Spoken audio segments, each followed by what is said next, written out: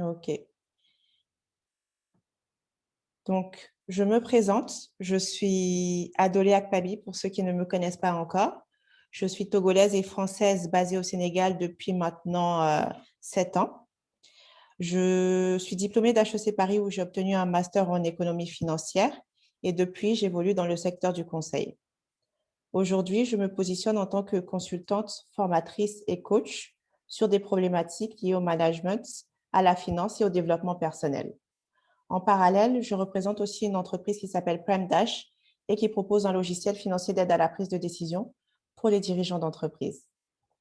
Et finalement, j'ai eu l'opportunité de traduire un livre qui s'appelle Le Top Manager et qui a pour ambition d'aider les personnes qui sont à des fonctions managériales à avoir une meilleure compréhension de leur rôle et avoir des outils pratiques et pragmatiques pour être plus performants dans ce rôle au quotidien. Donc, voilà. Alors, globalement, je vais juste peut-être vous laisser mettre dans le volet de conversation quelques informations sur qui vous êtes, d'où vous venez, ce que vous faites dans la vie. Comme ça, on a une idée, de qui est là aujourd'hui et ça donnera un peu plus de personnalisation à ces échanges. OK? N'hésitez pas à mettre d'où vous venez et ce que vous faites. Donc, si on entre dans le vif du sujet, globalement, j'imagine que beaucoup d'entre vous sont là aujourd'hui parce qu'ils sont soit managers d'un service, soit managers d'une entreprise, dirigeants d'entreprise. Et en tant que manager d'un service ou d'une organisation, j'estime que quelque part, nous sommes tous des entrepreneurs. Pourquoi? Parce que le rôle d'un entrepreneur est de créer de la richesse pour son entreprise. Lorsqu'on gère un centre de coûts, cette notion de création de richesse peut être subtile, mais elle est clairement palpable lorsqu'on gère un centre de profit parce qu'elle doit nécessairement se traduire d'un point de vue financier. Donc, alors, pour que cette notion de création de richesse fasse un peu plus de sens, je vais vous poser une petite question. Merci beaucoup, Gildas et Anta, pour le partage.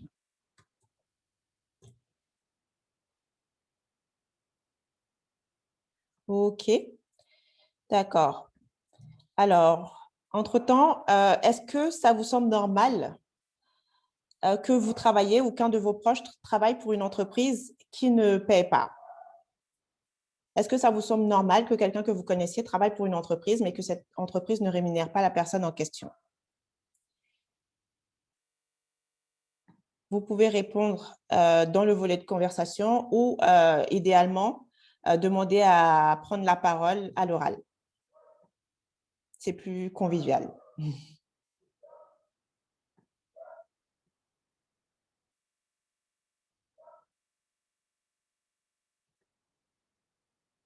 OK, merci Dédé pour la présentation.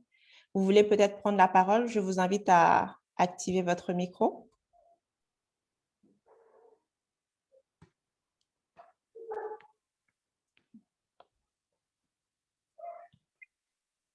Ou Anta.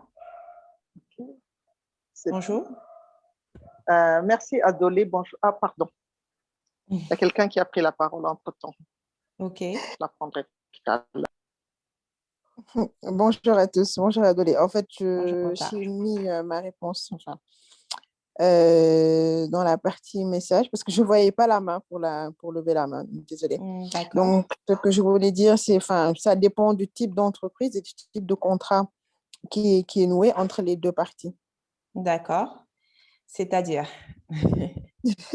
Si aujourd'hui, je dois travailler pour une ONG, Oui. à titre de bénévolat, c'est normal que je ne sois pas rémunérée, en tout cas pas en monnaie fiduciaire. D'accord. Après, si j'ai choisi de travailler pour une entreprise parce que c'est du mécénat, parce Oui. que je veux leur apporter des connaissances ou je veux faire des partages de quelque nature que ce soit, c'est Oui. normal que je ne sois pas payée. C'est pour ça que je dis ça dépend du contrat qui est noué D'accord. entre les deux parties. Après, si la base, c'est travailler pour être rémunéré et que je ne le suis pas, je pense que Oui. là, il y a problème. Mais D'accord. tout dépend du départ, en fait. OK. D'accord.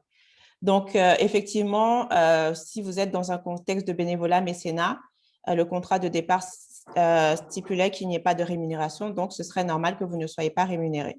OK? Mais dans le cadre d'un contrat normal, vous estimez qu'il faut être rémunéré. D'accord? Merci beaucoup. Donc, Dédé, vous pouvez prendre la parole également. Oui, moi je suis preneur, hein, si on t'a fait pro bono ou mécénat, Oui. mais sorti de ce contexte-là, évidemment, OK. on a tendance à dire tout travail mérite salaire, mais Effectivement. il y a une contrepartie, Oui. hein, en donnant du temps de travail, de l'expertise, il y a une contrepartie qui est attendue. D'accord. Et moi, j'ai tendance à dire qu'en tout cas, dans le monde de l'entreprise, les Mhm. prestations gratuites posent beaucoup plus de problèmes que les prestations payées. D'accord. OK. Merci beaucoup pour ces deux contributions qui sont intéressantes. Donc, globalement, ici, ce que je comprends, c'est que normalement, lorsqu'on travaille pour une entreprise, c'est naturel qu'on soit payé. Et là où on peut ne pas être payé et que ce soit acceptable, c'est lorsqu'effectivement, on est dans le cadre d'une mission particulière qui stipule que notre intervention est sans rémunération. OK. Donc, merci beaucoup pour ce premier point. Donc, la question suivante va être de savoir si votre proche maintenant est rémunéré, mais est mal rémunéré par rapport à son travail, sachant que c'est quelqu'un qui n'est pas en train de faire un stage et qui fait un travail, qui a les compétences pour réaliser son travail. Et donc, normalement, en tout état de cause, cette personne devrait être rémunérée pour son travail. Du coup, est-ce que ça vous semble acceptable que cette personne soit mal payée? J'écoute encore une fois des volontaires.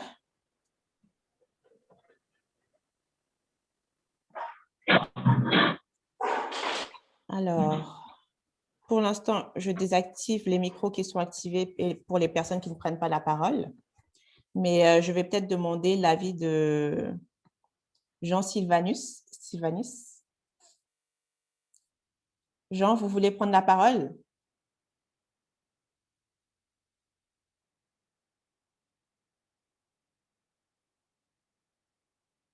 Votre micro est sur muet, donc si vous Allô? voulez… Oui,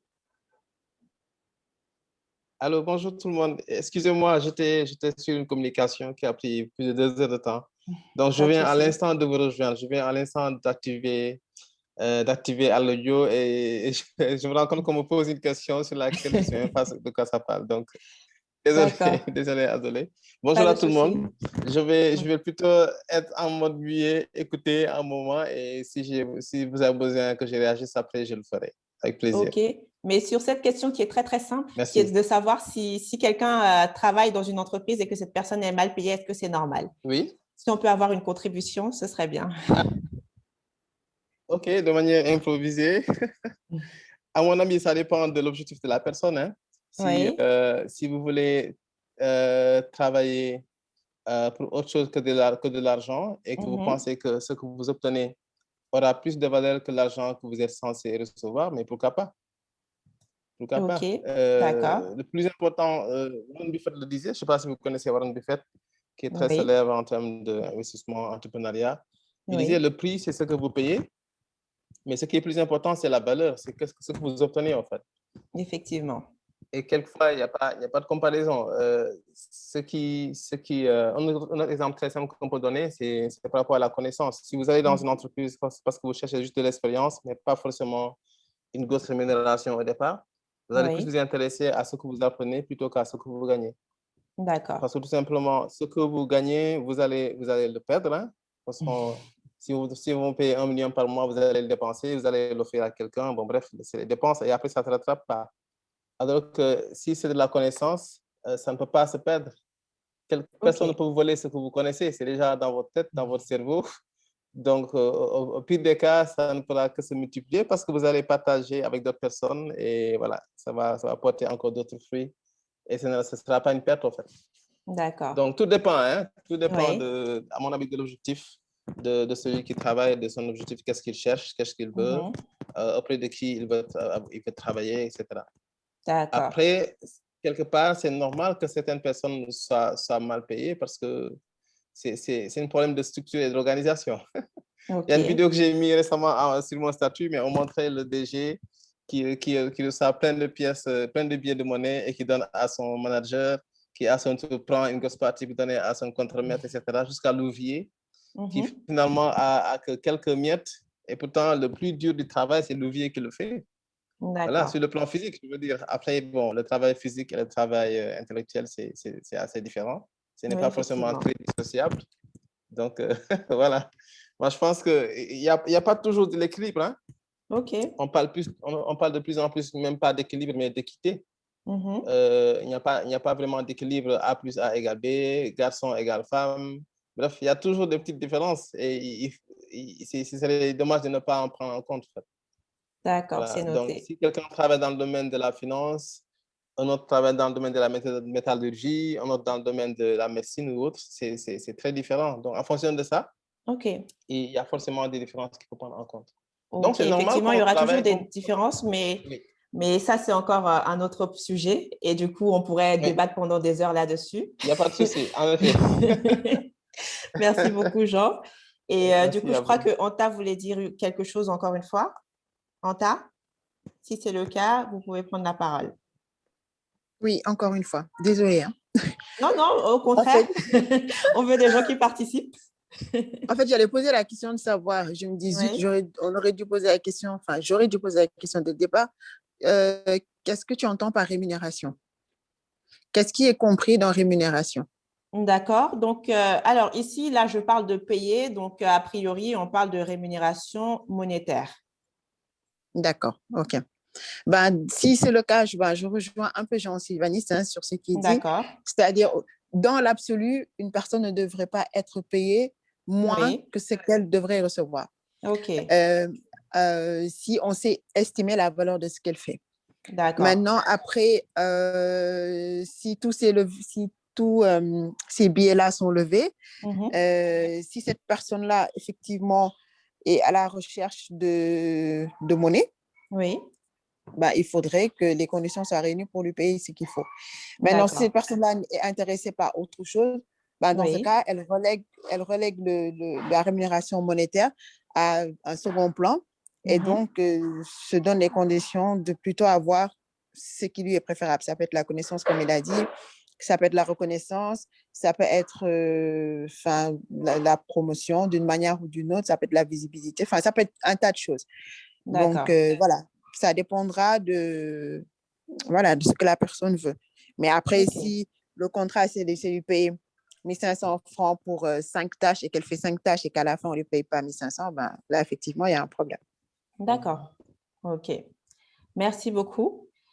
Donc, je vois qu'il y a des nuances dans les propos qui ont été tenus, sachant que globalement, le message que je retiens malgré tout, c'est que quand quelqu'un travaille, effectivement, la personne doit être payée. On a vu qu'il pouvait y avoir des circonstances exceptionnelles, mais en temps normal, la personne doit être payée. Et pareil, il est normal que la rémunération soit juste, même s'il peut y avoir d'autres facteurs qui entrent en ligne de compte qui peuvent justifier le fait que la rémunération obtenue par une personne ne soit pas le maximum de ce qu'elle pourrait attendre de manière plus globale. Donc, globalement, ce que vous faites ressortir lorsqu'il y a une exception, c'est que la personne y trouve un autre intérêt qui n'est pas forcément un intérêt monétaire, donc elle se rémunère d'une autre manière. OK? Donc, la logique va être à peu près la même pour un chef d'entreprise qui ne va pas maintenir une activité qui ne lui permet pas de gagner de l'argent, une activité qui ne lui permet pas de s'enrichir d'une manière ou d'une autre. Et globalement, à nos échelles individuelles, on peut considérer que notre temps, notre énergie, notre intelligence et notre argent sont des ressources que nous investissons, que nous dépensons en vue de créer plus de richesses à nos échelles individuelles et collectives. Donc, n'importe quelle personne qui est dans une situation saine ne va pas maintenir une situation qui ne lui est pas bénéfique. Si quelqu'un travaille, la personne s'attend à être payée et à être payée justement. Si effectivement la personne cherche autre chose, il y a d'autres facteurs qui peuvent entrer en ligne de compte. Comme on l'a dit, l'intérêt général, dans le cadre d'un bénévolat ou du mécénat, il peut y avoir aussi de l'affectif, il peut y avoir plein de facteurs qui vont faire qu'à un moment donné, quelqu'un va accepter une rémunération qui n'est pas celle qu'il attendrait en temps normal. Mais si on est dans une situation saine qui n'implique pas ce type de facteurs, effectivement, les gens doivent être rémunérés et toute ressource dépensée doit rapporter de l'argent. Donc, c'est exactement la même chose pour une entreprise ou un service dont l'ensemble des ressources doivent servir à la création de richesse globale. OK. Alors, donc, globalement, notre objectif lors de cette de cette introduction à la création de richesse, c'est de vous permettre de comprendre la structure financière de votre entreprise pour avoir les leviers qu'il vous faut pour en améliorer la rentabilité à terme. Pour y arriver, tout d'abord, on va voir quels sont les différents types de coûts qu'on rencontre dans une entreprise. Ensuite, on va voir les différents niveaux de rentabilité de l'entreprise et on va s'intéresser à une notion qui est très importante pour toute entreprise, qui est le seuil de rentabilité. Pourquoi? Parce que pour pouvoir créer de la richesse, il faut d'abord savoir de quoi on parle. En effet, avant de pouvoir atteindre vos objectifs, il faut que vous ayez une idée claire de ces objectifs et de leurs déterminants avant de pouvoir effectivement passer à l'action de manière efficace pour les atteindre. Donc, d'après vous, quels sont les différents types de coûts qu'il y a dans une entreprise? Encore une fois, vous pouvez lever la main pour prendre la parole.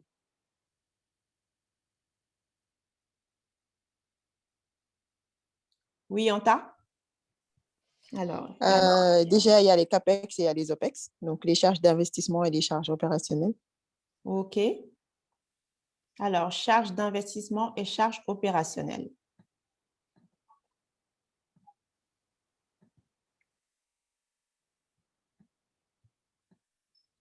OK.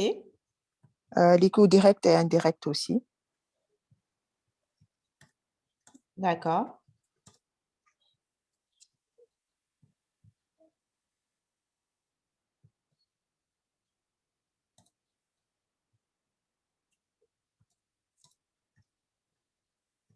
OK. Autre chose? Je crois que Gildas voulait prendre la parole aussi. Oui, les coûts fixes et les coûts variables. Les coûts fixes et les coûts variables. D'accord.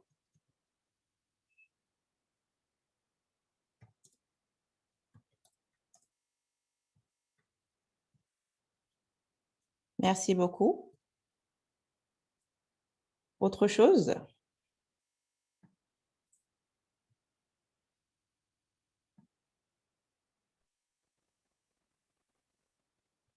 Quelqu'un d'autre a une contribution ou ça vous va? Allô? Oui? Oui, les coûts cachés. Les coûts cachés. Oui. OK.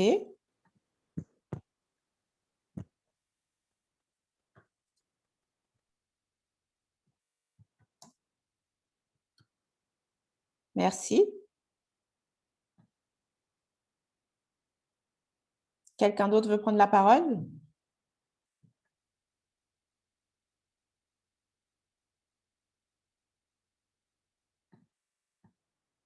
Non? OK. Eh bien, merci beaucoup pour toutes ces contributions. Effectivement, globalement, ce que vous dites, ça va dans le sens de ce que je voulais qu'on voit ensemble.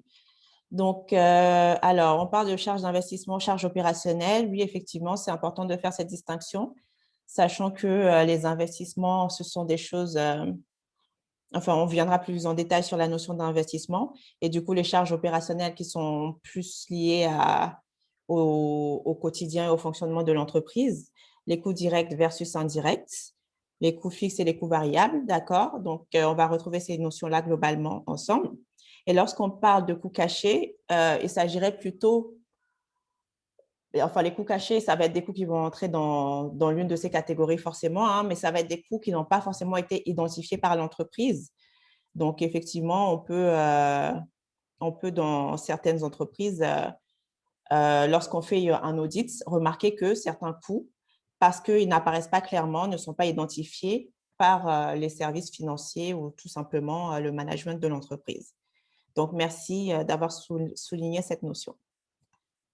Alors, donc, je reviens à la présentation principale. Concrètement, ce que j'aimerais que vous reteniez comme type de coût, c'est les 4 types de coûts qui s'affichent à l'écran actuellement, à savoir les investissements, les coûts fixes, les coûts variables et les coûts directs. Donc, tout à l'heure, on a parlé d'investissement versus coûts opérationnels. Donc, les coûts fixes, les coûts variables et les coûts directs vont être des coûts opérationnels par opposition aux investissements. Et il y a aussi eu la notion coût direct versus indirect. Donc, on voit aussi qu'il y a une seule catégorie qui correspond au coût direct. Donc, ça veut dire que tous les autres coûts cités vont être des coûts indirects. Donc, si on veut s'intéresser à la définition de chacun de ces types de coûts, les investissements, ça va être des dépenses qui vont être réalisées pour acquérir des biens tangibles ou intangibles qui vont avoir de la valeur à long terme et qui vont intégrer le patrimoine de l'entreprise. À long terme, ça veut dire au-delà d'1 an, parce qu'1 an, c'est la durée de l'exercice fiscal d'une entreprise. Donc, globalement, en termes d'exemple, on peut citer par exemple une voiture, un ordinateur de fonction, on peut citer un immeuble, un terrain ou encore un logiciel qui serait développé par l'entreprise ou enfin acheté par l'entreprise. Donc, ces éléments-là vont avoir de la valeur à long terme. Et les investissements sont des choses qui, pour certaines d'entre elles, vont pouvoir être amorties. Qu'est-ce que ça veut dire être amorti? L'amortissement, c'est la matérialisation de la perte de valeur d'un bien au fil du temps. Donc, par exemple, on va voir qu'une voiture, généralement, comptablement, a une valeur qui est amortissable sur 5 ans. Ça veut dire qu'on estime qu'au bout de 5 ans, la voiture aura perdu sa valeur. Et donc, on va l'amortir chaque année en enlevant 1/5 de la valeur de la voiture. Par contre, quelque chose comme un terrain ne va pas être amortissable parce que ce n'est pas censé perdre de la valeur au fil du temps. Au contraire, on achète souvent des terrains dans l'espoir de voir leur valeur augmenter. Et du coup, un dernier facteur qu'on peut aussi avoir, c'est la dépréciation qui va être une perte de valeur exceptionnelle. Par exemple, si j'achète un ordinateur et que je le fais tomber, son écran se casse, ça veut dire que je ne pourrai pas le revendre au même prix. Et donc, cette baisse de valeur, c'est ce qui va être matérialisé par la dépréciation. Est-ce que c'est clair pour vous ou est-ce que vous avez des questions?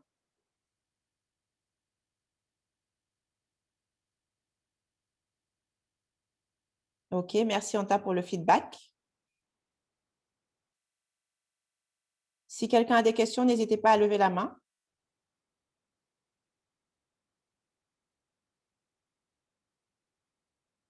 Non, pas de questions?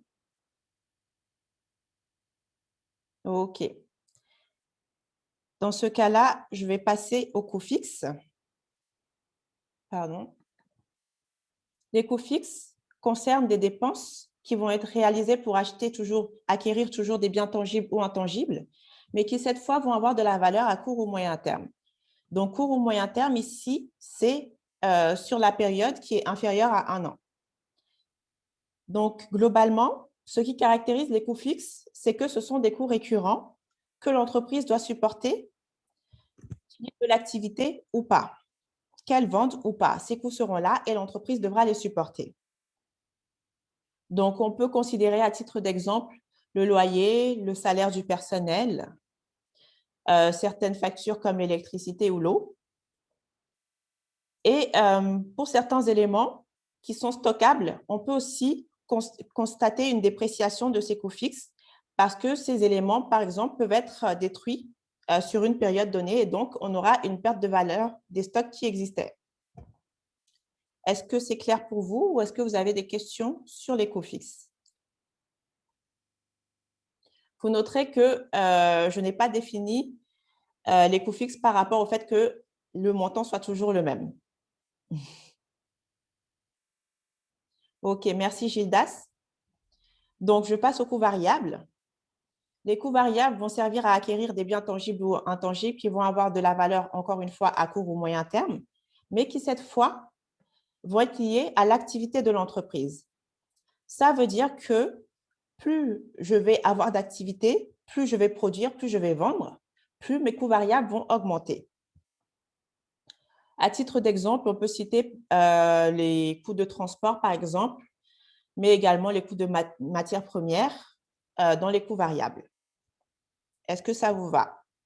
Ou est-ce que vous avez des questions sur cette notion?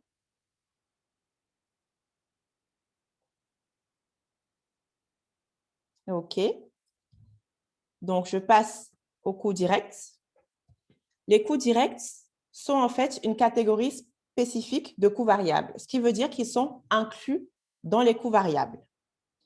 Donc, ce qui va caractériser les coûts directs, ça va être que c'est des coûts variables qui vont pouvoir être directement affectés aux éléments qui servent à produire et ou à vendre. Donc ici, j'ai mis une illustration avec une recette de cookies parce que quand on va faire des cookies, on sait combien de grammes de farine, combien de grammes de sucre, combien de grammes de beurre ou de chocolat il faut mettre dedans. Et donc, tous ces éléments vont pouvoir être clairement identifiés pour dire voilà combien ça me coûte sur chacun de ces éléments pour faire un cookie, pour faire 10 cookies et ainsi de suite. Et donc, si je dois vous citer des coûts directs, on peut citer dans les coûts variables que j'ai indiqués tout à l'heure, les coûts des matières premières. Est-ce qu'il y a des questions sur les 4 types de coûts ou est-ce que c'est suffisamment clair pour tout le monde?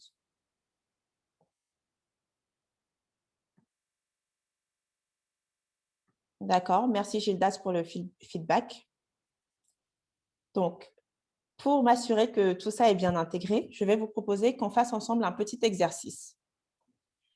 Donc ici, on a des coûts qui appartiennent à une entreprise qui produit et vend des yaourts.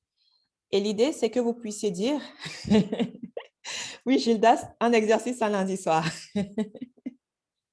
Ça aide à réveiller les ménages. Alors, du coup, l'idée ici, c'est que vous puissiez dire à quelle catégorie appartient chacun de ces coûts par rapport aux 4 catégories qu'on vient de voir ensemble. Donc, je vous invite à lever la main pour prendre la parole ou à écrire vos réponses dans le volet de conversation également. Alors, du coup, le premier élément qu'on a, c'est l'achat de lait.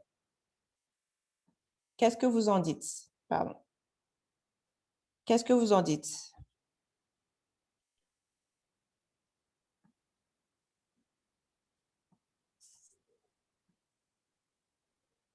Oui, Anta? L'achat de lait part dans les coûts directs, je pense. Coûts directs. OK, merci beaucoup.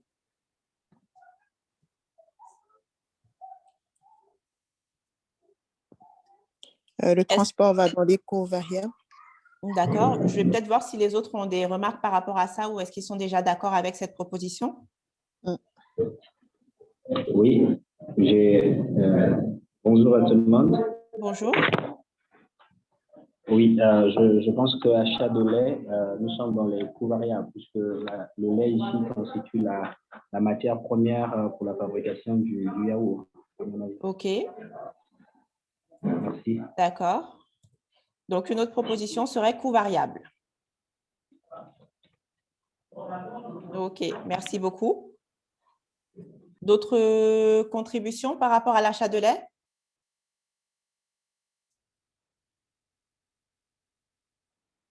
Non? D'accord. Donc, alors, l'achat de lait, effectivement, ça va être un coût direct, mais si c'est un coût direct, ça veut dire d'une certaine manière que c'est en même temps un coût variable parce qu'on a déjà dit que les coûts directs sont inclus dans les coûts variables. Donc, la réponse qui a été donnée par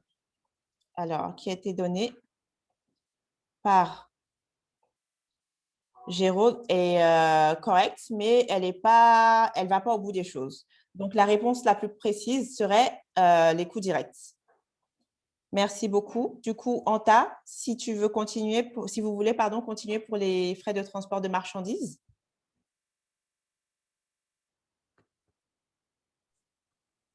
Les frais de transport des marchandises vont rentrer dans les coûts variables. Coûts variables? Oui, coûts variables, oui. D'accord. Merci. OK. Les autres, qu'est-ce que vous en pensez?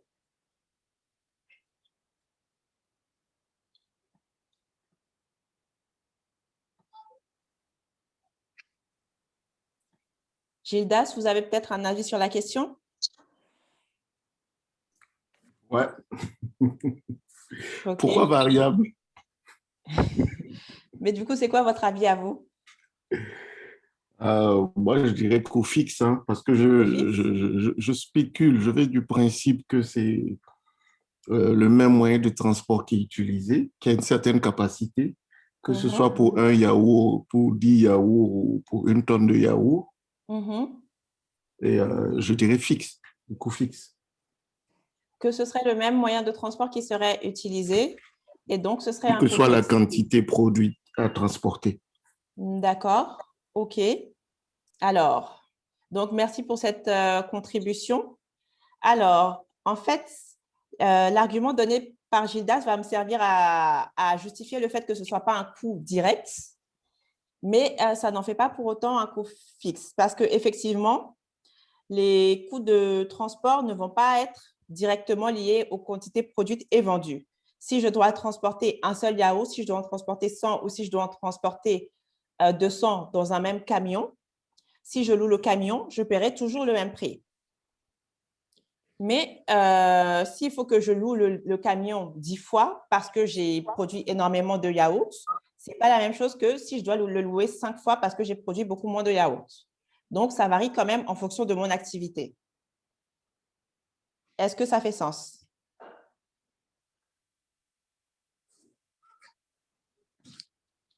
Oui. OK, super. Gildas, pour vous aussi? Oui, oui, oui. D'accord, parfait. OK. Et du coup, on va passer à l'eau?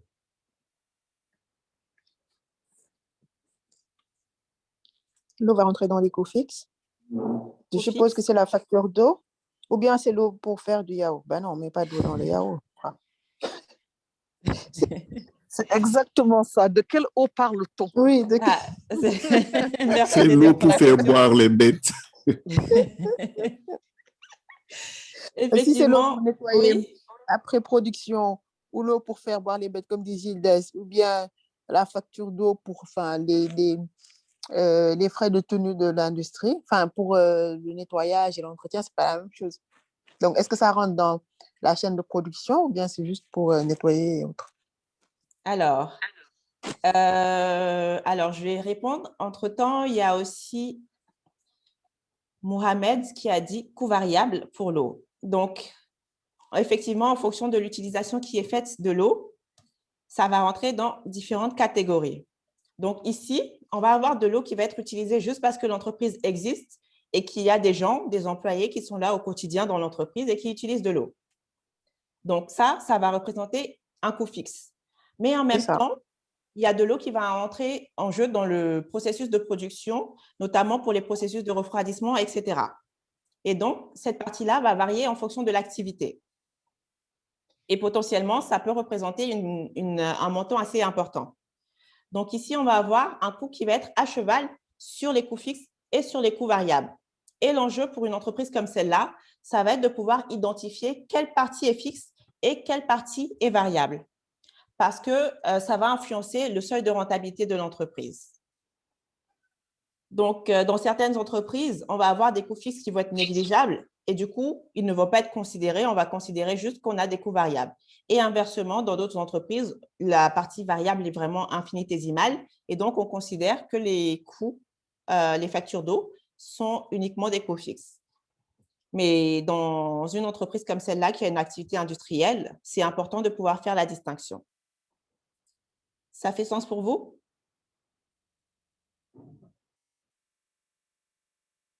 Yes, merci. OK, d'accord, super. Du coup, on va passer à l'achat de sucre.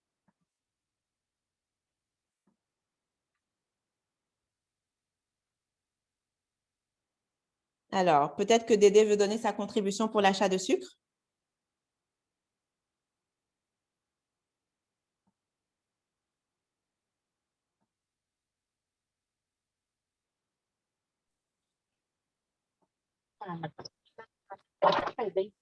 Oui, Anta? Le coût variable. Coût variable. Alors, OK. Et il y avait Abdouaziz aussi qui voulait donner sa contribution. Merci. Oui, c'est un coût variable, effectivement. D'accord. Coût variable pour tous les deux. OK. Est-ce que quelqu'un d'autre a un autre avis ou vous êtes tous d'accord avec le coût variable? Alors, Mohamed dit que c'est comme l'achat de lait. Donc, ce serait un coût direct.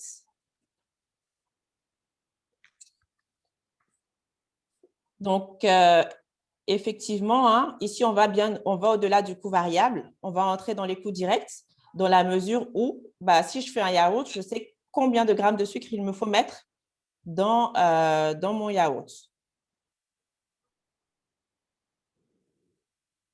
Ça va? En fonction de la quantité de yaourt produite, on sait exactement quelle quantité de sucre on va utiliser. OK? C'est la même logique de la recette. Oui. Donc, qu'est-ce que vous dites du péage d'autoroute? Coût variable. Coût variable. Merci. Vous êtes tous d'accord?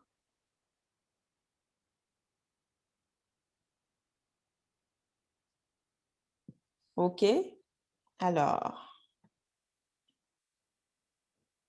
Mohamed dit coût fixe. Oui. D'accord. OK. Mohamed, pourquoi est-ce que pour vous, ce serait des coûts fixes?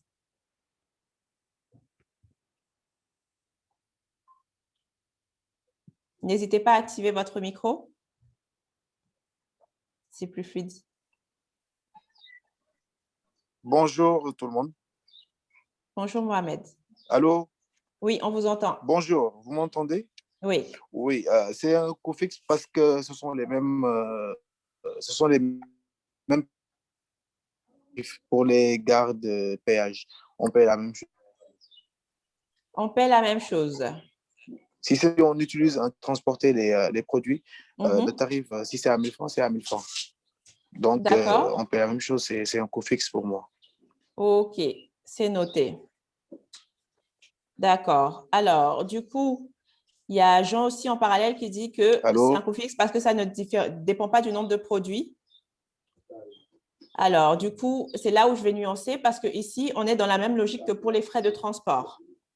Ouais. Parce que concrètement, effectivement, un péage autoroutier, je vais payer peut-être 2000 francs pour un passage. Mais plus je vends de yaourt, plus je vais devoir en transporter et plus j'aurai de passages au niveau du péage. Donc, c'est ça qui va faire augmenter mes coûts de péage en fonction de ma production et qui va faire que ça va être un coût variable. Ça va? OK, ça va, oui. OK, super. Okay. Merci beaucoup. Entre-temps, je désactive votre micro parce qu'il y a un peu de bruit de fond et si jamais vous voulez intervenir à nouveau, n'hésitez pas. OK, merci. Qu'est-ce qu'on dit des frais de communication? Donc ici, quand je parle de frais de communication, on parle de tout ce qui est Internet, téléphone, etc.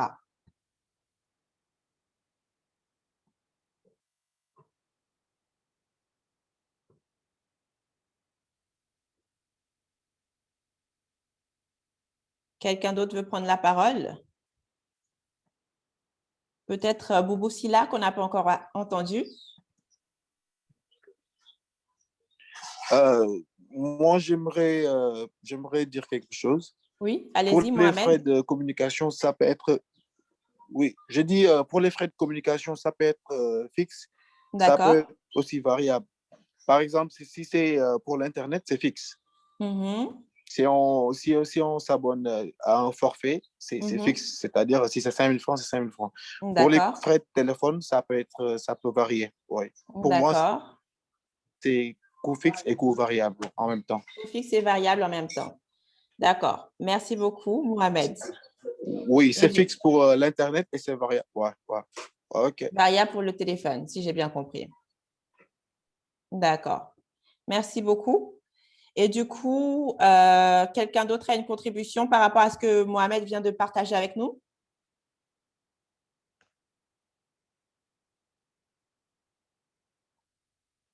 OK. Donc, je vais réagir sur ce que Mohamed a partagé. Donc, ce que vous venez de dire, Mohamed, ça me ramène au petit commentaire que j'ai fait tout à l'heure en disant que quand je parlais de fixe, ce n'était pas lié au montant, mais que c'était lié au fait que ça évolue en fonction de l'activité de l'entreprise. Donc, effectivement,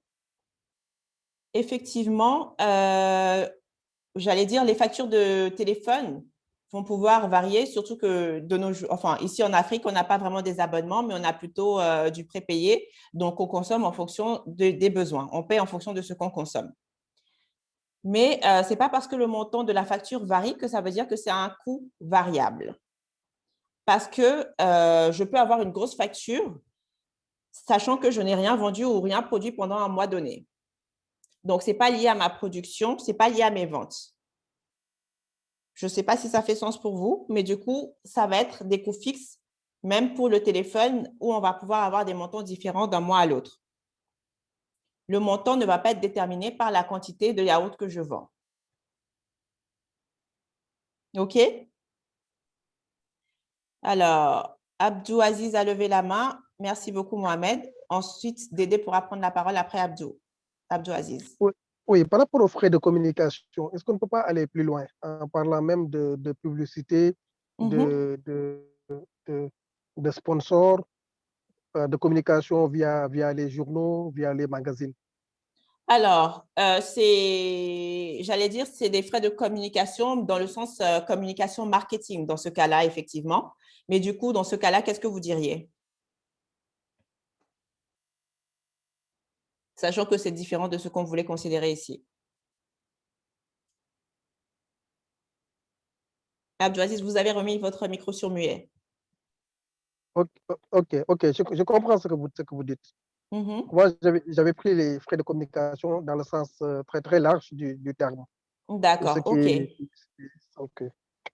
D'accord. Mais encore une fois, ici aussi en général, même si c'est des frais de marketing, une entreprise va mettre en place son budget marketing pour supporter ses activités. Et enfin, ces frais de marketing ne vont pas forcément être corrélés à ses ventes. OK. Dédé, vous pouvez y aller également. Merci, Adolé. En fait, moi, sur les frais de communication, j'étais en train de me dire, généralement, on les considère comme des frais fixes, oui, mais cela dépend également du mode de vente. OK. Le mode de vente peut utiliser la communication téléphonique, Internet, etc., comme un outil de vente pour ceux qui ne sont pas en prospection de terrain, par exemple. OK. Et à ce moment-là, ça peut peut-être faire bouger la position des frais de communication. OK, d'accord. Alors, j'allais dire, même si on utilise ces frais de communication pour la vente, ça ne devient pas directement des coûts variables. Parce que dans l'absolu, j'allais dire, je peux prendre un mois, parce que moi, je fais essentiellement de la prospection par téléphone et email, etc. Je dépense beaucoup pour appeler beaucoup de gens, mais à la fin du mois, je me retrouve avec peut-être 2-3 clients. Et un autre mois où peut-être que je n'ai pas beaucoup dépensé en téléphone, je vais avoir une dizaine de clients, une vingtaine de clients. Mais du coup, on ne peut pas faire évoluer ces coûts-là en fonction de l'activité, du niveau d'activité en fait de l'entreprise. Après, ce qui peut se passer, c'est que s'il y a des business units dans une entreprise et qu'on fait des réaffectations de coûts à des business units spécifiques et qu'il y a des équipes qui sont dédiées à différents produits, on peut déterminer effectivement que telle équipe qui vend tel produit a dépensé tant en communication. Donc là, ce serait une réaffectation des coûts. Je ne sais pas si c'est assez clair pour vous. Oui, c'est clair. Je comprends que le mot variable sous-tend une corrélation entre, je dirais, dépenses et résultats. C'est ça. OK. OK. Merci. Alors, du coup, on va passer au loyer.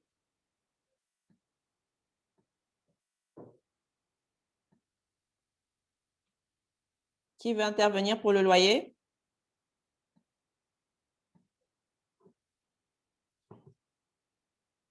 Ou peut-être que je vais terminer rapidement et puis vous allez me dire si vous avez des questions ou remarques par rapport à ce que je dis. Donc, pour le loyer, oui. En tas dit coût fixe, effectivement, ce sera bien un coût fixe. Parce que tous les mois, on doit payer notre loyer quoi qu'il advienne. L'achat d'emballage.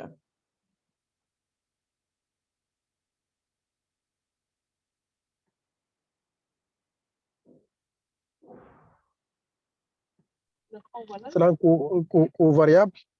Coût variable. OK. D'accord.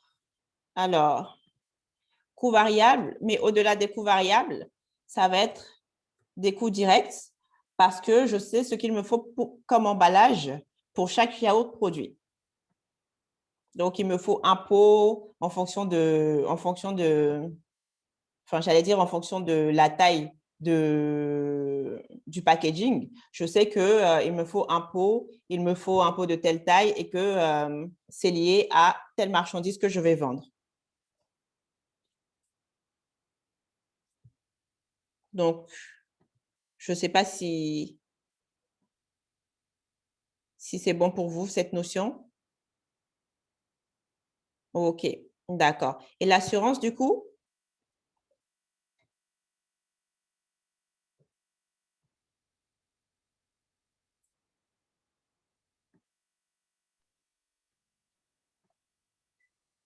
L'assurance, ça va être un coût fixe parce que je vais payer mon assurance tous les mois, tous les 3 mois ou tous les ans en fonction des modalités que j'ai choisies, mais ça ne va pas dépendre de mon activité. Ah, désolée. Du coup, Anta, vous levez la main, peut-être pour le salaire du personnel permanent. Oui, c'était par rapport à l'assurance, mais c'est bon. Okay. Donc, pour le salaire, c'est un coût fixe. D'accord. OK, merci. Effectivement, que je vende ou pas, je dois payer mes employés. Les commissions des vendeurs? Variable, du coup. Variable. Est-ce que c'est juste variable?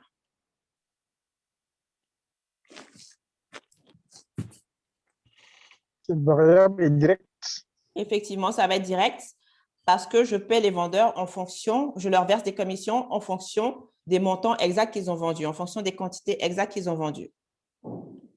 OK. Et pour l'achat de matériel informatique?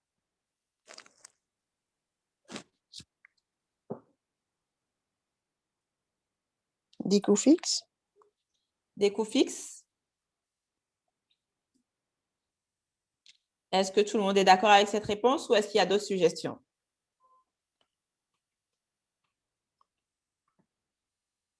OK, j'en dis oui. Quelqu'un d'autre? Donc, coût fixe pour tout le monde. Alors, j'allais dire, effectivement, l'achat de matériel ne va pas varier en fonction de ma production et de mes ventes, mais par contre, c'est quelque chose qui va avoir de la valeur sur le long terme et que je n'achète pas tous les ans. Donc, OK, effectivement, c'est des investissements.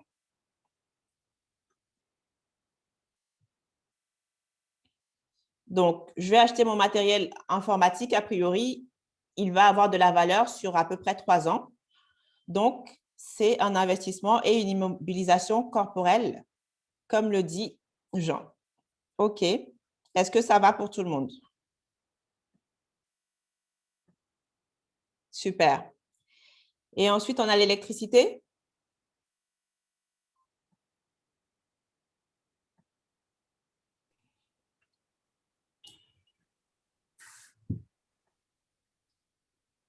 Oui. C'est un coût fixe, j'aurais dit, parce qu'on va payer l'électricité qu'on produise ou pas.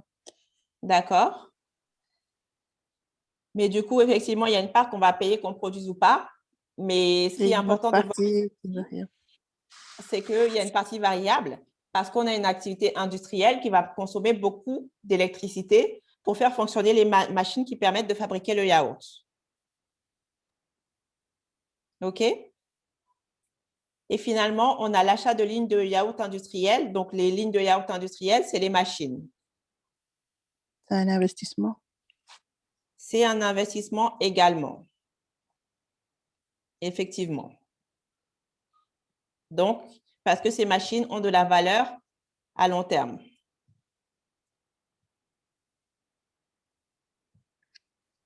OK. Donc, j'en disais, si on achète le matériel informatique pour moins d'1 an, ça peut être un coût fixe. Sauf que, en vrai, le matériel informatique, on ne l'achète pas pour 1 an. Et j'allais dire, à moins que ce soit du matériel de mauvaise qualité, il sera, enfin, en tout cas, c'est censé être sur plusieurs années et être un investissement. Si j'achète du matériel informatique pour le revendre, là, c'est autre chose et c'est ma marchandise, donc ce sera dans mes coûts.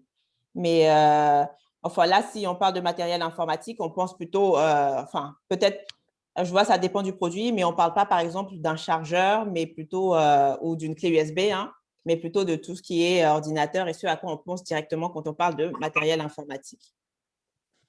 Donc, effectivement, si on parlait d'une clé USB, peut-être que ce serait plus dans les coûts fixes. OK, merci.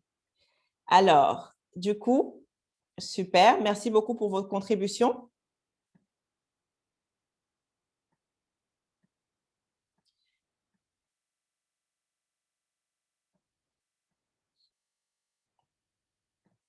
Alors, du coup, on va passer à la suite. D'après vous, qu'est-ce que c'est que le chiffre d'affaires d'une entreprise?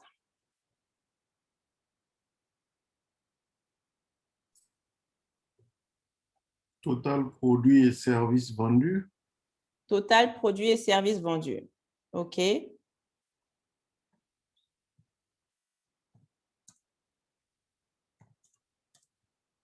Merci. Je rajoute sur une période. OK.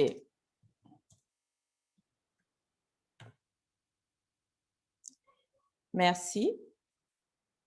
Est-ce qu'il y a d'autres contributions?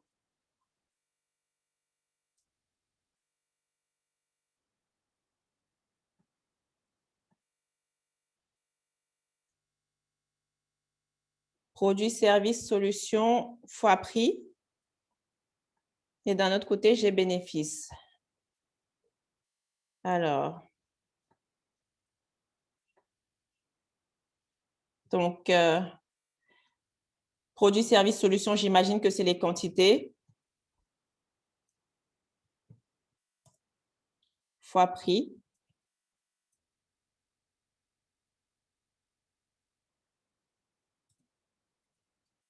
D'accord. Bénéfices.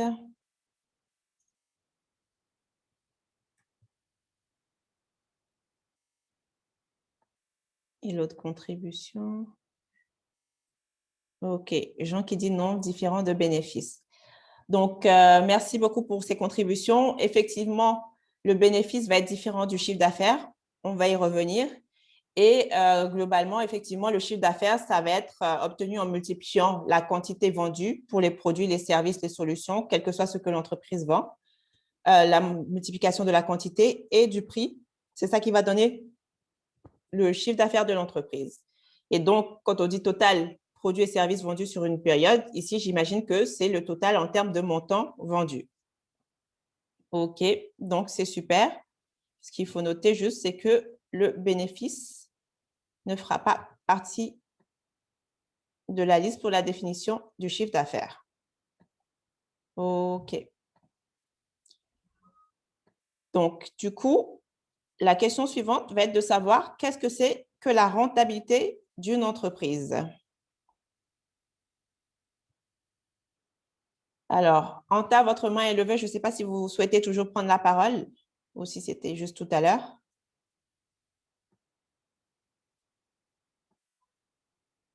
OK. Du coup, qui veut donner sa définition de la rentabilité d'une entreprise?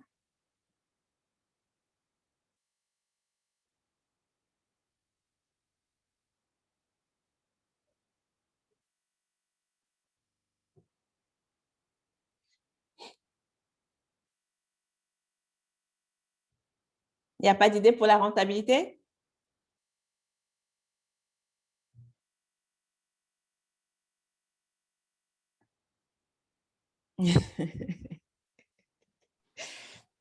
Anta, pourquoi donc? Il faut prendre la parole, n'hésitez pas. Vous ne parlerez jamais trop? OK. Jean? Non, je n'ai aucune idée. Ah, d'accord, OK. Pas de souci. Du coup, Jean, oui?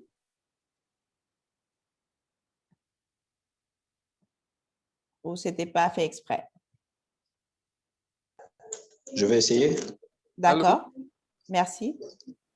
C'est bon? Quelqu'un a la parole? OK, c'est bon.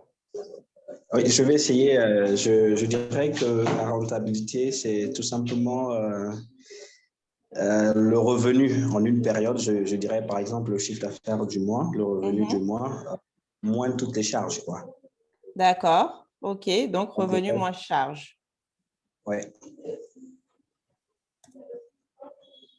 OK. Merci. Allô? Oui, Jean? Je pense que ce n'est pas tout à fait ça. OK. La rentabilité, c'est un ratio, c'est un calcul et souvent, c'est une division. Alors, qu'est-ce qu'on fait? On prend ce qu'on vient d'évoquer là, ce qu'on appelle le bénéfice. Revenu moins charge, c'est le bénéfice. OK. Et on prend ça, qu'on divise par le montant total investi. OK. Maintenant, si on a un bénéfice, ça veut dire que si c'est positif, la différence entre revenu et charge, si elle est positive, c'est qu'on a gagné plus qu'on a dépensé. Après, la rentabilité est une mesure je dirais, de l'efficacité et de l'efficience. C'est-à-dire, si on a gagné 100 francs, alors qu'on a investi 1000, ce n'est pas la même chose que si on gagne 100, alors qu'on a investi 1000. D'accord. Donc, en gros, la rentabilité, c'est un ratio et c'est pour évaluer à quel point notre activité est florissante. D'accord. Comparé à l'investissement initial. D'accord. Merci beaucoup, c'est intéressant. Anta, du coup, vous vouliez prendre la parole? Oui. Alors, je sais qu'on parle, il y a des KPI, des indicateurs qui permettent d'évaluer, qui permettent de dire si une entreprise est rentable ou pas. Notamment, on a la VAN, la valeur actuelle nette, qui permet de dire quand elle est positive, que l'entreprise est rentable. On utilise beaucoup pour les projets. Donc, j'extrapole un peu. Donc, quand elle est positive, on est rentable. Quand elle est négative, on n'est pas rentable. Et effectivement, c'est un ratio comme ce que vient de dire Jean. Après, qu'est-ce qu'il y a exactement dans le ratio? Je ne sais plus. Mais je sais que quand la valeur est positive, on est rentable. D'accord. Et quand aussi le ROI est dans les ratios définis par l'entreprise, là aussi, on dit qu'on est rentable. Donc, le retour sur investissement. OK, d'accord. Merci beaucoup. Alors, du coup, tout ce que vous avez dit est très intéressant, sachant que quand on parle de VAN ROI, on va dans des notions un peu plus complexes qui ne sont pas forcément dans la gestion quotidienne de l'entreprise et qu'on va surtout considérer dans des projets d'investissement où on va voir est-ce que le projet est rentable, viable, mais du coup, la rentabilité de l'entreprise qu'on va voir par période, mois par mois ou année par année, va être plus simple. Donc, du coup, alors, le fait que les revenus moins les charges donnent les bénéfices, c'est vrai. Et on peut déjà considérer que l'évaluation du bénéfice, c'est une évaluation de la rentabilité de l'entreprise. Après, Jean, ce que vous soulignez, c'est qu'on fait bénéfice divisé par montant investi. Mais du coup, là, encore une fois, on serait dans une logique plus d'investisseur que dans la logique de gestionnaire si on parle de montant investi. Mais c'est surtout ce que nous, on va voir en termes de ratio, qui va être un taux de rentabilité. Ça va être les bénéfices sur le chiffre d'affaires. Mais encore une fois, il y a la rentabilité en termes de montant et il y a la rentabilité sous forme de taux. Donc, le premier calcul va dans le sens de la rentabilité. Tout ce qui est indiqué après va aussi dans le sens de la rentabilité, sachant que là, on va être dans la configuration où c'est le chef d'entreprise et les financiers qui regardent au quotidien les performances de l'entreprise. OK. Je ne sais pas si ce que j'ai expliqué est déjà clair ou pas. Si ce n'est pas le cas, n'hésitez pas à le dire.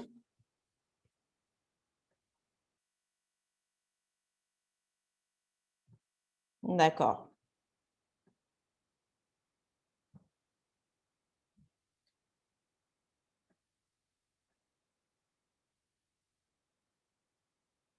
Oui, merci Jean.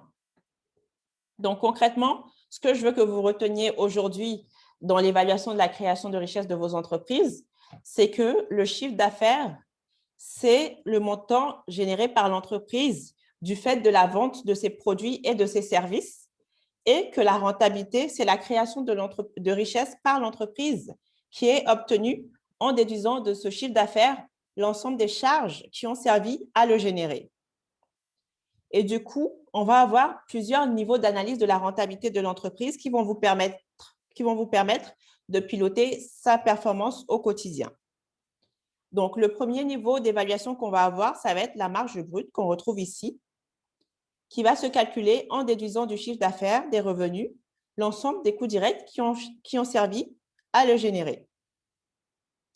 Et l'idée de la marge brute, c'est d'évaluer la richesse que l'entreprise crée du fait de la revente de ses produits et de ses services. Donc, concrètement, par exemple, si j'achète une bouteille d'eau à 50 francs et que je la revends à 150 francs, je calcule ma marge brute qui sera de 100 francs qui me dit qu'est-ce que j'ai pu générer comme richesse du fait de mon activité de revente. Et ma marge brute, elle permet aussi de voir quel est mon pouvoir de négociation vis-à-vis de mes clients et de mes fournisseurs. Parce que plus mon pouvoir de négociation va être élevé, plus ma marge brute va être élevée.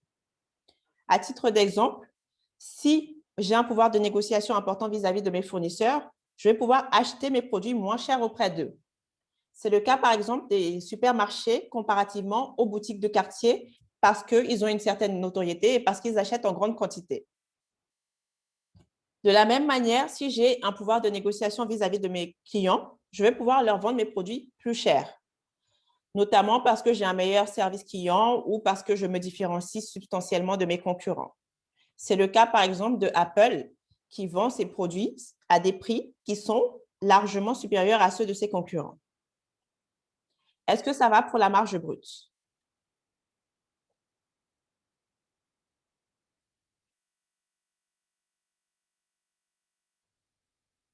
OK, donc comme je n'ai pas de réaction, je suppose que oui. Super, merci Anta. OK, parfait. Donc, après la marge brute, le niveau de calcul suivant, c'est l'excédent brut d'exploitation. L'excédent brut d'exploitation se calcule en déduisant du chiffre d'affaires non seulement les coûts directs, mais également tout ce qui est coûts variables et coûts fixes, les autres coûts variables et les coûts fixes. Donc, l'idée de l'excédent brut d'exploitation, c'est de déterminer quelle est la richesse que l'entreprise crée une fois qu'elle a payé ses charges de fonctionnement, une fois qu'elle a réglé toutes les charges qui sont liées à son activité sur la période. Donc, concrètement, j'ai dépensé pour pouvoir obtenir de l'argent. Qu'est-ce qu'il me reste une fois que je déduis toutes ces dépenses? Et c'est cette richesse-là qui va pouvoir être partagée ensuite avec les différentes parties prenantes qui ont contribué à la création de richesse de l'entreprise. Ça va? C'est clair?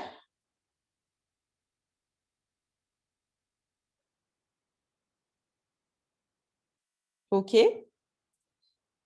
Donc, le dernier niveau de calcul qui va vous intéresser, ça va être le résultat net. Et le résultat net va se calculer en déduisant de l'excédent brut d'exploitation tout ce qui est amortissement et dépréciation, impôts et intérêts. Donc, l'idée ici, c'est que le résultat net, c'est la richesse qui reste dans l'entreprise une fois que l'entreprise a payé, a rémunéré l'ensemble de ses parties prenantes. C'est le résultat net qui va pouvoir être réinvesti dans l'entreprise pour la faire grandir ou reversé aux actionnaires pour les rémunérer sous forme de dividendes.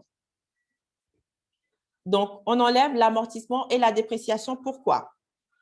Parce que, en fait, pour créer la richesse, on a non seulement consommé toutes nos charges de fonctionnement, mais on a en plus consommé une partie de la richesse existante de l'entreprise. Parce que les biens qui étaient dans l'entreprise avant ont été utilisés et usés sur la période pour que l'entreprise puisse générer de la richesse. Donc, on doit rembourser l'entreprise ou en tout cas lui permettre de renouveler ses actifs. D'où le fait qu'on déduise l'amortissement et la dépréciation. Ensuite, on va pouvoir payer des intérêts si jamais on a emprunté de l'argent pour pouvoir remplir nos objectifs. Donc, les intérêts qu'on va payer, ça va être la rémunération des personnes qui nous ont mis de l'argent à disposition pour qu'on puisse fonctionner. Et finalement, on rémunère aussi l'État à travers les impôts parce qu'on considère que l'État est une des parties prenantes qui contribue à notre création de richesse. Parce qu'on vit dans un pays avec une certaine stabilité politique, avec un environnement économique plutôt favorable. On a des infrastructures de télécommunications, de transport, etc. Et tout ça, ça nous permet d'avoir une activité florissante. Donc, voilà globalement pourquoi on déduit tout ça avant d'obtenir le résultat net. Est-ce que ça va pour tout le monde?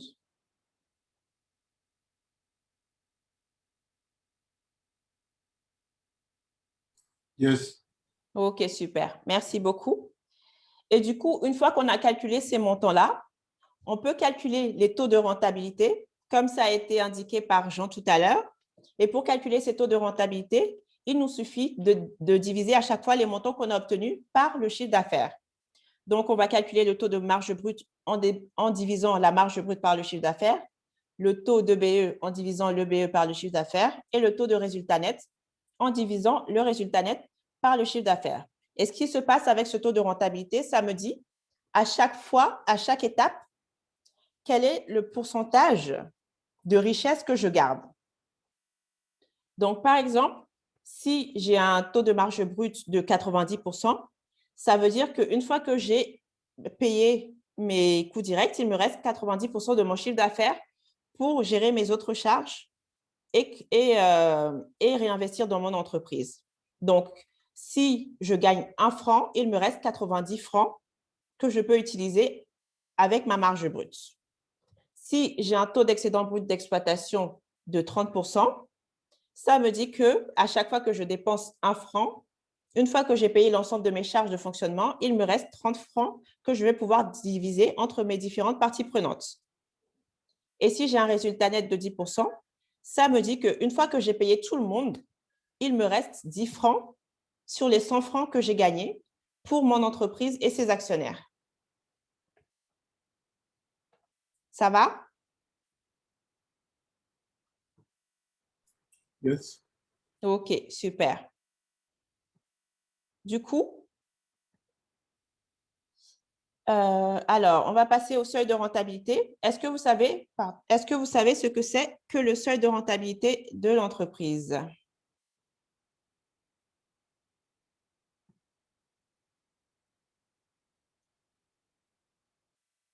Qui d'entre vous sait ce que c'est que le seuil de rentabilité?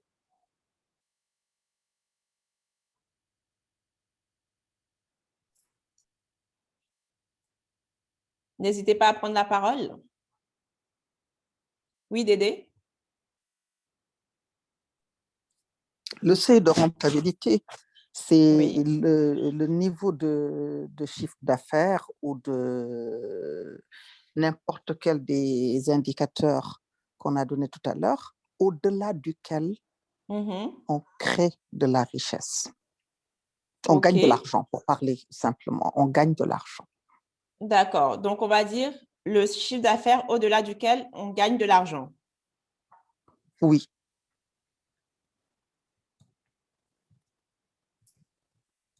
Strictement supérieur à 0. Pardon? Je dirais résultat strictement supérieur à 0.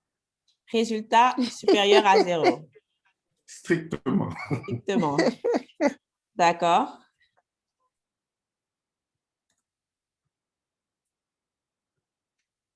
OK. Merci, Gildas. Quelqu'un d'autre? Oui, Anta? J'aurais dit le montant à partir duquel on considère qu'on commence à être rentable. OK. C'est-à-dire montant de quoi? Alors, on a dit tout à l'heure que la rentabilité, c'était... Alors, c'était quoi la formule encore?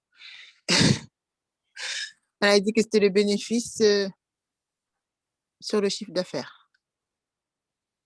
Oui. Ben, donc, c'est quand on est à 1, quand au moins le bénéfice est égal au chiffre d'affaires. Alors, si le bénéfice est égal au chiffre d'affaires, ça veut dire qu'on ne dépense pas d'argent, on ne fait qu'en gagner. Mais on sait tous que pour gagner de l'argent, il faut en dépenser. C'est quand le ratio est au moins égal à 1. Enfin, je dis ça sans réfléchir, hein. On verra. Oui, enfin, je vois ce que vous voulez, mais je pense que du coup, vu qu'il y a plusieurs ratios qui permettent d'évaluer la rentabilité, je pense qu'il y a peut-être un mélange, notamment là, je pense que ça doit être en lien avec le ROI où on comparait le montant investi avec ce qui est généré derrière. Et là, ce serait possible effectivement d'avoir un ratio supérieur à 1. Mais si on prend le chiffre d'affaires et les bénéfices, on ne peut pas avoir un ratio supérieur à 1 parce que c'est le maximum qu'on puisse avoir, c'est 1. Et encore, ça veut dire qu'on ne dépense pas d'argent, on ne fait qu'en gagner. Et du coup, ce ne serait pas vraiment possible. Ouais. Du coup, alors, mais merci en tout cas pour le partage. Alors, donc, je prends bien note de tous ces éléments-là. Chiffre d'affaires au-delà duquel on gagne de l'argent. OK. Résultat supérieur strictement à 0. Si le résultat est supérieur à 0, ça veut dire qu'on a franchi le seuil de rentabilité. Du coup, on n'est plus au seuil de rentabilité. Donc, montant à partir duquel on est rentable. Dans les faits, effectivement, ça fait sens. OK. Du coup, si on s'en tient à cette définition, chiffre d'affaires qui permet, enfin, au-delà duquel on fait des bénéfices, montant qui permet d'être rentable, est-ce que vous savez comment on calcule le seuil de rentabilité?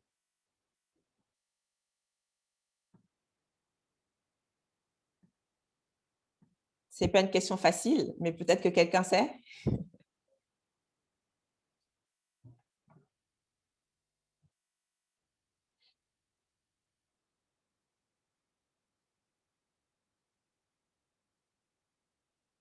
Donc, j'imagine que c'est non.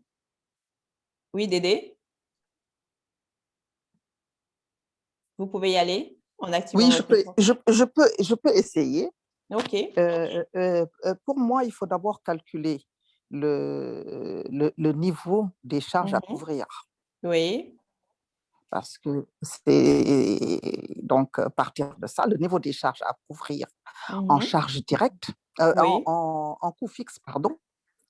En coût fixe, d'abord, les besoins pour produire l'activité et seulement avoir le chiffre d'affaires en face qui permet de… Voilà, c'est un peu alambiqué. Si j'avais mon ordinateur en face de moi, j'irais chercher mes documents d'évaluation de la rentabilité. Mais voilà, c'est comme ça que de tête, je ferai. D'accord, qu'il faudrait comparer les coûts. Les charges de fonctionnement, les charges fixes, les charges de production. Mais moi, je prendrai votre pyramide de tout à l'heure, Adolé. Oui. Et tout y est. D'accord. La cascade qui permet d'arriver au revenu net. Au résultat net, oui. Oui, et au résultat net et la cascade des charges à couvrir pour trouver le seuil de rentabilité. D'accord. Okay. La particularité, c'est qu'on va se dire qu'il y a un niveau de chiffre d'affaires qui est directement, lui, corrélé avec les charges variables, les coûts directs notamment. Et il faut trouver ce point d'équilibre pour dire qu'au-delà de ce point, plus on va produire, évidemment, plus on va gagner. OK. D'accord. Donc, il y a un point d'équilibre. Alors, je n'arrive pas à le mettre en musique. Oui. Mais bon, voilà, c'est un peu ce que je comprends. Je ne sais pas si je me fais comprendre, par contre. Je vois l'idée, oui. Du coup, c'est la logique plus ou moins derrière les calculs. Mais du coup, pour l'instant, on n'a pas de formule. Mais effectivement, ça permet… Oui. De formule. Oui. Chiffre d'affaires. Oui. Moins coût fixe, c'est sûr. Coût direct ou pas? Non, j'ai pas de formule. OK, pas de souci. Chiffre d'affaires moins charge variable égale charge fixe. OK.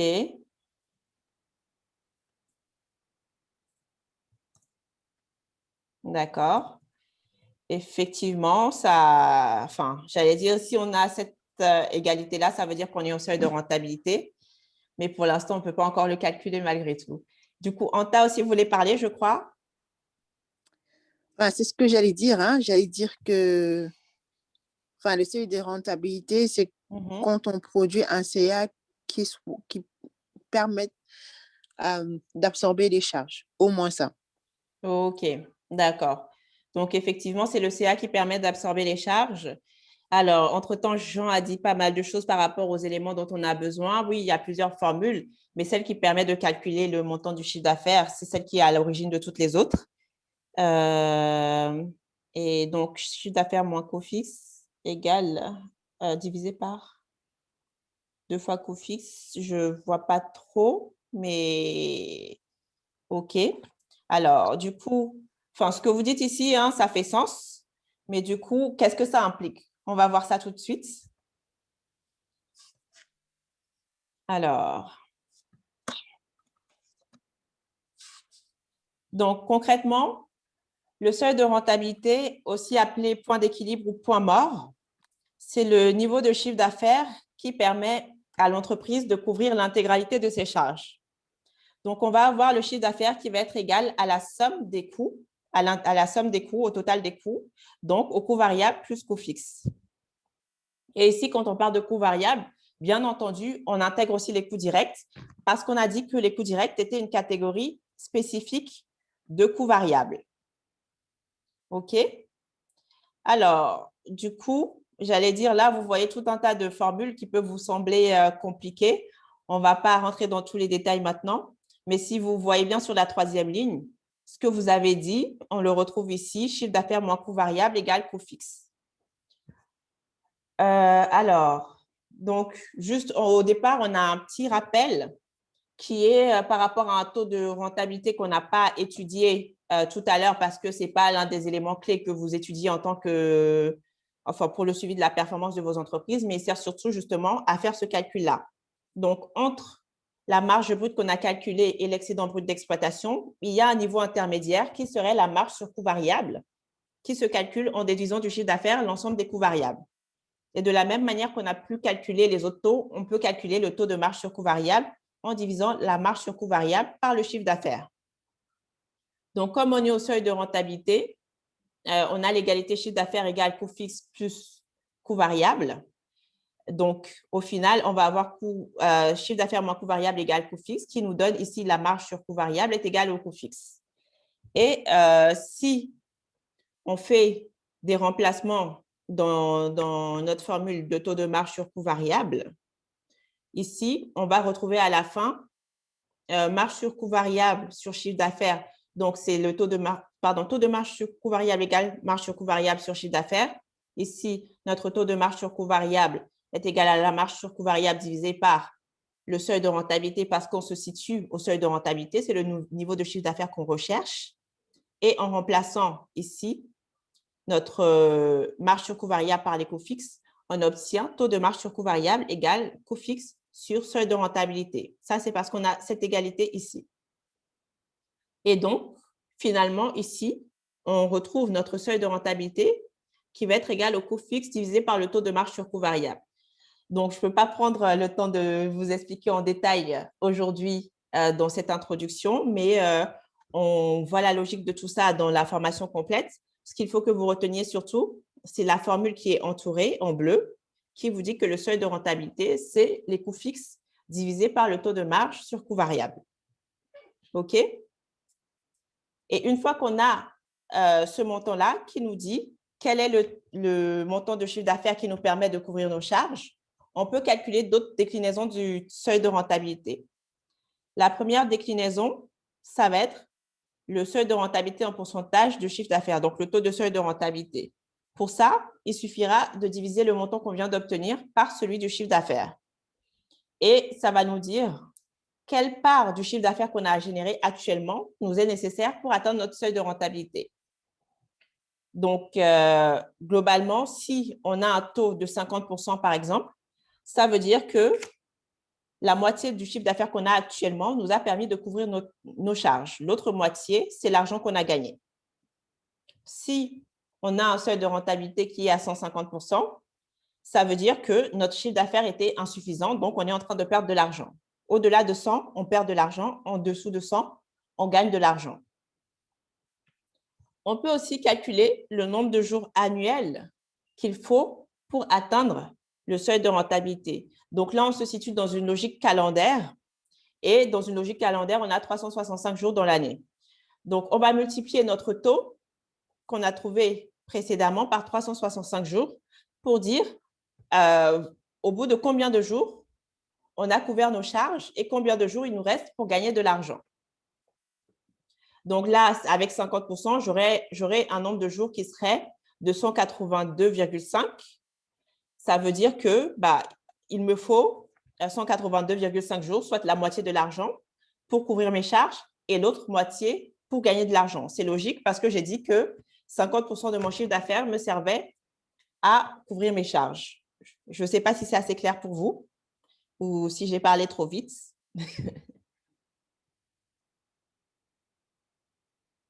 N'hésitez pas à me faire un petit signe pour que je sache.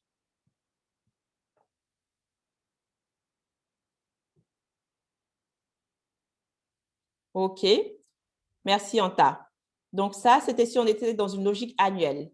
Maintenant, si notre calcul se faisait à une échelle mensuelle, il faudrait qu'on multiplie notre taux par 30 jours, qui serait le nombre de jours qu'il y a dans le mois. Donc, que ce soit à l'échelle annuelle comme à l'échelle mensuelle, on a la possibilité de savoir combien de jours il faut travailler, combien de jours il faut, en tout cas, dans l'année pour atteindre le seuil de rentabilité.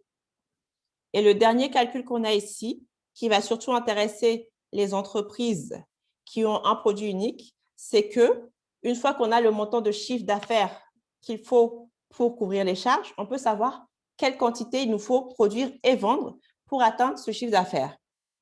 Et comme vous l'avez dit tout à l'heure, le chiffre d'affaires, c'est la multiplication de la quantité fois le prix. Donc, pour obtenir la quantité, il suffit de diviser le chiffre d'affaires par le prix.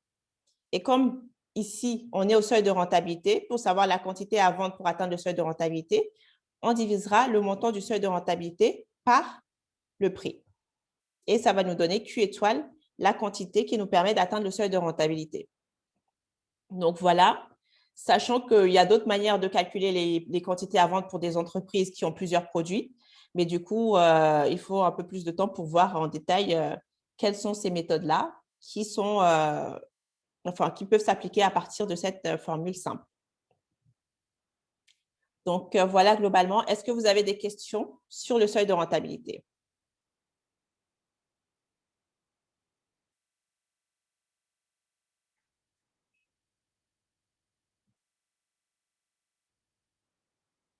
Donc, non a priori. Super. Donc, je vais vous demander de faire une petite synthèse de ce qu'on vient de voir, vu qu'on est arrivé au terme de ce que je voulais partager avec vous aujourd'hui. Qui veut prendre la parole pour me dire ce qui a été retenu de ce qu'on s'est dit aujourd'hui? En tout cas, quels sont les points importants qu'on a pu voir ensemble aujourd'hui?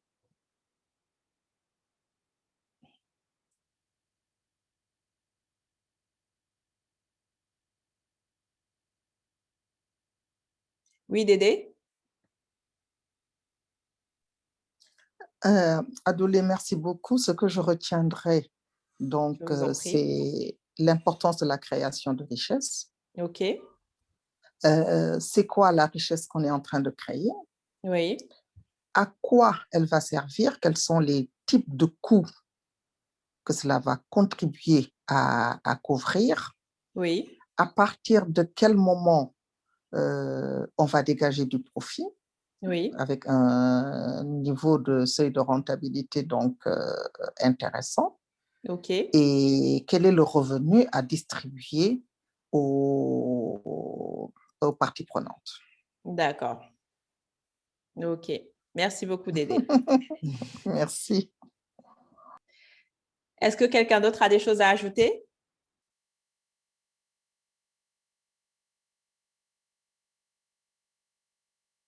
Non? Oui, merci, Anta. Alors déjà, je voudrais te remercier parce que c'était très pédagogique et très simple. Je déteste les finances. Hein. Je peux imaginer. Je déteste les finances, j'ai jamais aimé, j'ai jamais cherché à comprendre. Ça paraît tiré par les cheveux, mais c'est ça la réalité. Et donc, du coup, là, ça permet d'absorber des choses, ça aide, et du coup, ça aide à comprendre d'autres qui semblaient beaucoup plus complexes. Donc, déjà, merci beaucoup pour cet investissement personnel. Alors, déjà, moi, ce que je retiens, c'est qu'en réalité, rien n'est complexe. Hein. Alors, déjà, réussir à faire le distinguo entre coûts fixes, coûts directs, etc., c'est déjà top. Et donc, ça permet de voir de plus près la structure de coûts qu'on a dans une entreprise et de voir en réalité ce qui peut influer sur la construction de son chiffre d'affaires.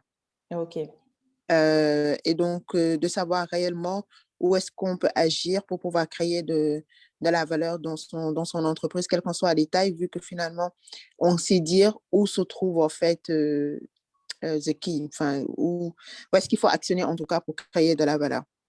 Et après, le seuil de la rentabilité qui est beaucoup plus assimilable de cette manière et donc qui nous permet de voir clairement sur quel levier on peut jouer pour vraiment ne pas être dans la surproduction, on va dire, mais de réellement pouvoir ajuster ses moyens à ses charges.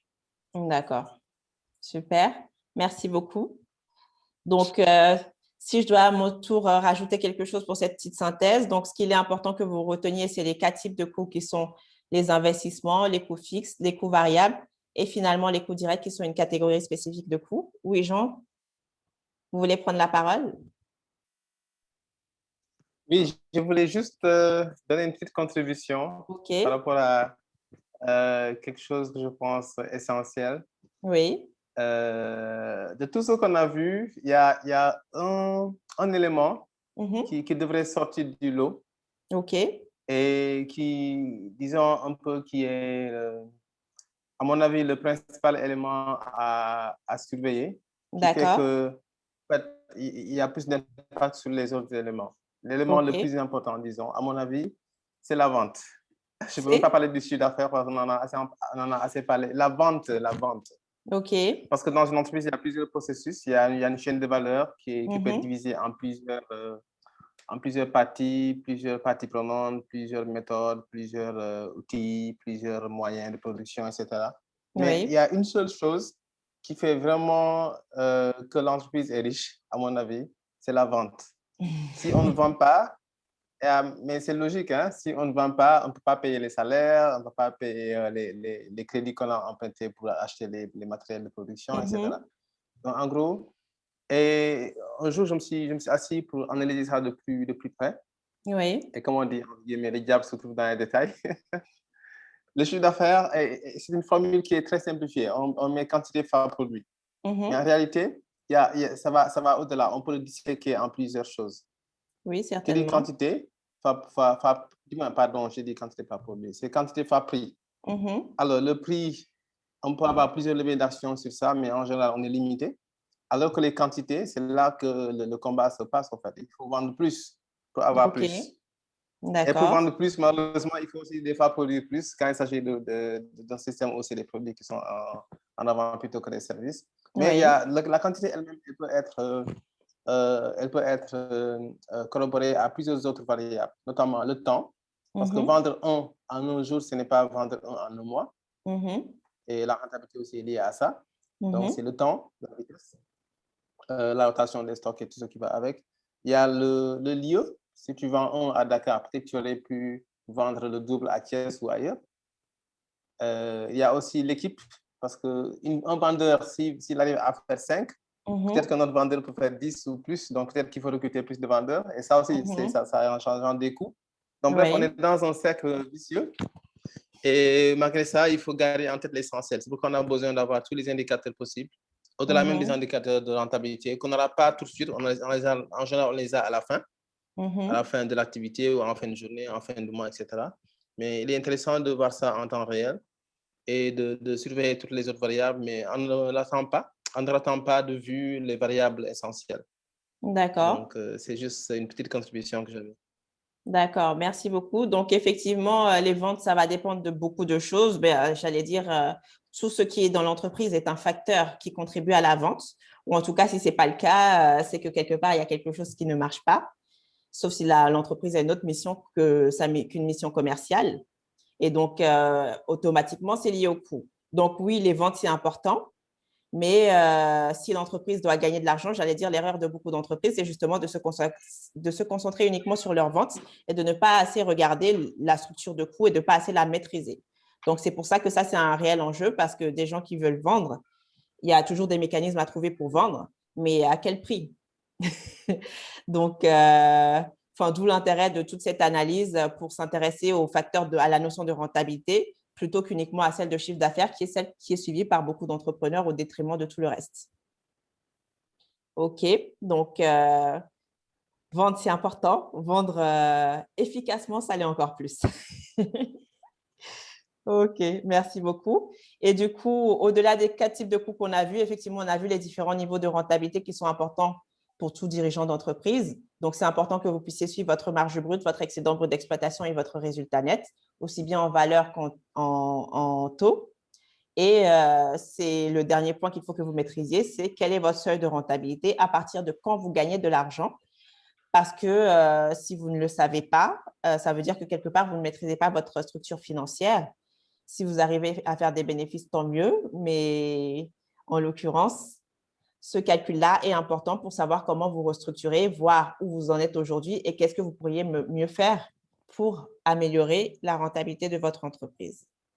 Donc, surtout pour les jeunes entreprises naissantes, il y en a beaucoup qui ne gagnent pas encore d'argent, mais il est important de savoir à partir de quel moment on peut espérer en gagner, est-ce que c'est réaliste, est-ce qu'on en a les moyens, etc., etc. Donc, merci beaucoup pour votre présence aujourd'hui. Donc, comme je l'ai dit, ce webinaire, c'est une introduction à la création de richesse. C'est des éléments qui appartiennent à une formation plus complète, ce qu'ils appellent créer de la richesse pour votre entreprise. Donc, il y a le premier module sur la compréhension de votre structure financière qu'on a abordé dans les grandes lignes. Il y a des éléments complémentaires et puis des exercices pour approfondir toutes ces notions. Ensuite, il y a un deuxième module qui est sur l'amélioration de la rentabilité et un troisième module qui est sur la maîtrise de vos coûts, parce que sans maîtrise de vos coûts, comme je le disais tout à l'heure, tous vos autres efforts sont inutiles.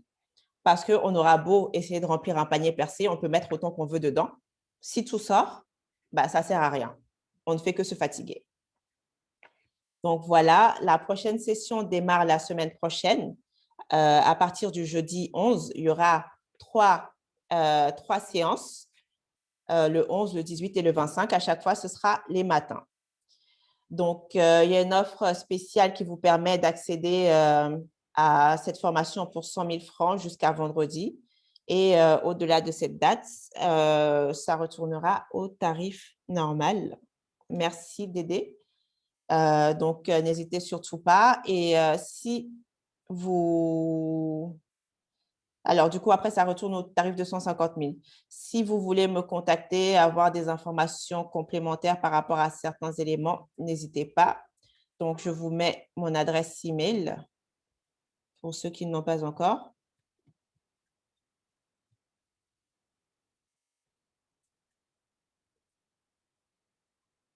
Donc, je le mets dans le volet de conversation et mon numéro de téléphone également.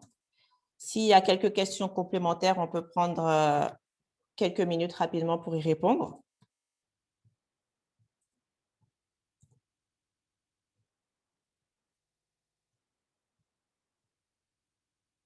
Oui, Anta? Oui, alors je voudrais juste, si c'est possible, que tu reviennes sur le tout premier slide. Le tout premier slide. D'accord.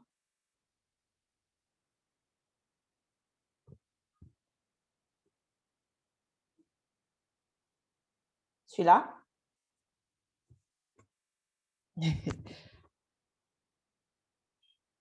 C'est bien celui-là? Je crois que tu as désactivé ton micro. Ah, désolé. Pas de souci. Non, le slide où il y a les 4 types de coûts. Donc, investissement, coût fixe, coût variable, coût direct. Oui. Voilà, c'est là. Et donc là, tu expliquais que les coûts fixes et les coûts directs étaient des coûts opérationnels, mais après, je n'ai pas suivi pour le reste. Ça m'a échappé. OK. Donc, je dis que coûts fixes, coûts variables et coûts directs étaient des coûts opérationnels par opposition aux investissements. Ah, OK. Oui. Donc, enfin, je pense que c'est même toi qui avais fait cette distinction à l'origine. Alors là, c'est drôle. D'accord. Ouais. Et du coup, j'avais aussi expliqué qu'effectivement, on avait les coûts directs et donc que toutes les trois autres catégories étaient du coup des coûts indirects. D'accord. OK. C'est parfait. Merci. Je t'en prie. Quelqu'un d'autre a des questions?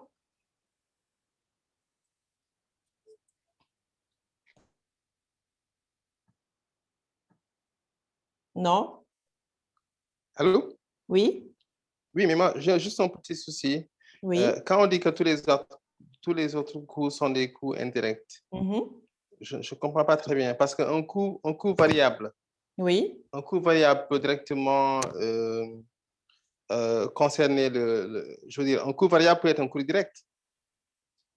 Alors, un coût variable, oui. il peut être un coût direct. Un coût variable va être direct. Donc, on a dit les coûts directs sont inclus dans les coûts variables. Mais tous les coûts qui ne vont pas être des coûts directs, si c'est un coût variable qui n'est pas un coût direct, c'est un coût indirect. Je ne sais pas si c'est plus clair comme ça. Oui.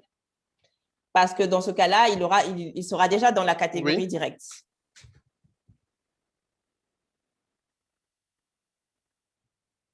Si on n'a pas… Oui. En fait, moi, je me dis juste que ça peut être imbriqué. Des fois, c'est difficile de distinguer, de séparer de manière exclusive.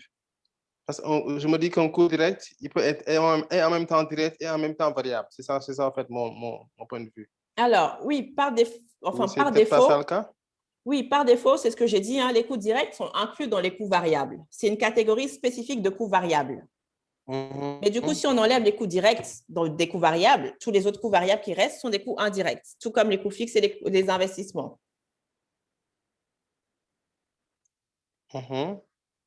OK? Donc, si je fais mon tableau de répartition et que je mets investissement, coût fixe, coût variable, coût direct, ce qui est direct, je ne vais pas le remettre dans variable. Je vais le considérer comme coût direct. Donc, ce qui va être marqué en coût variable uniquement, ça va être un coût indirect.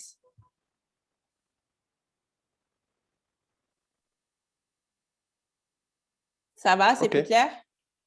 OK. Oui, c'est bon. Je crois que c'est bon. OK. D'accord. C'est plus explicite quand on prend un exemple concret et selon l'exemple, ça peut légèrement varier, mais je crois que c'est bon. OK. D'accord. Merci. Oui. D'autres questions?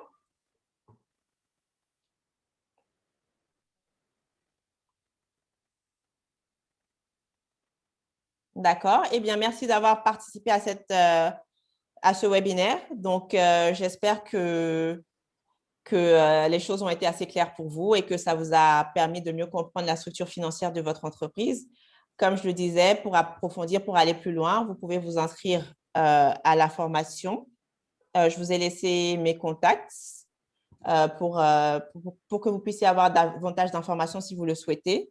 Donc, n'hésitez pas à me contacter. Et je vous souhaite une bonne fin de journée s'il n'y a pas de retour additionnel de votre part.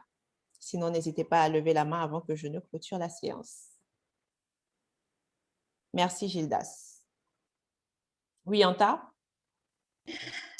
Alors, l'enregistrement, tu vas le partager ou bien ce sera juste pour tes besoins pédagogiques? Alors, il faut que je vois si je mets cet enregistrement-là en ligne.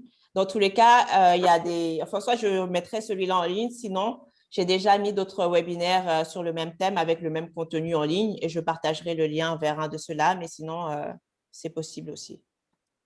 D'accord, c'est parfait. OK. Merci, Abdou-Aziz. Je vous en prie. Merci, Jean. OK, oui, je vous enverrai le fichier PowerPoint. OK. Merci, Anta. OK. Alors. Super. Merci, Corneille. Je vous en prie. Donc, je vous souhaite à tous une bonne soirée et j'espère vous retrouver très bientôt. Au revoir. Super.